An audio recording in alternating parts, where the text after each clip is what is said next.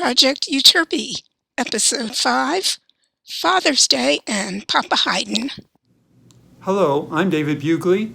In honor of Father's Day, we present music by the man considered the father of the symphony and the father of the string quartet, Franz Joseph Haydn.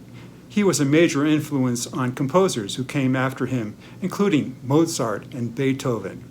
His patrons, the Esterházy family, built a palace in a remote area of what is now Hungary and required of Haydn that he produce many musical works to entertain them and impress their guests. This proved to be fertile ground for Haydn's creativity.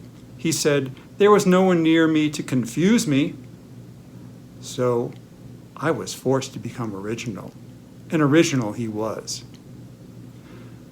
He was a most remarkable composer with 104 symphonies, over 80 string quartets, and numerous operas and masses to his credit.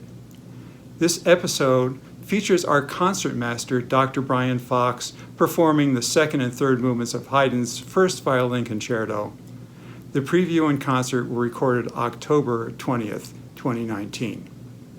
I talk about the role that the concertmaster does. Now, to some of you take a look at Brian or any concertmaster who comes out, usually comes out before the conductor, and he stands over there, takes his bow, points to an oboe player. The oboe player plays a note. The wind instruments tune up. He points the bow again at the oboe player, and the strings tune up, and he sits down. Now that's the totality of what you have to do in your job, right? That is it. It's kind of a magic wand, though. No, explain a little bit more about what you do as a concertmaster. Yeah, so in addition to that ritual, that tradition that we have in classical music with symphonies, I also am responsible for creating the bowings for the string sections. I invite the principal players of the 5 string sections, violin 1, 2, viola, cello, and bass. I invite them over, we get together and we get our instruments out and decide on whether we want to be moving our bows up or down at certain times. And it may seem, well, why do you have to decide on that?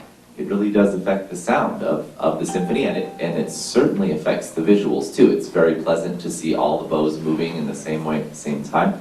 Another thing that the concertmaster does is occasionally takes over for the conductor in pretty rare occasions. But I have conducted a few rehearsals for David and got to conduct a piece last year when David was a harmonica soloist. And then the last thing I would say I do as a concertmaster is I run sectional rehearsals that are separate from our symphony rehearsals, and those include just the string sections. Again, the violin sections, the violas, cellos, and basses are all welcome to come to my string sectionals, and we work on issues specific to the string players.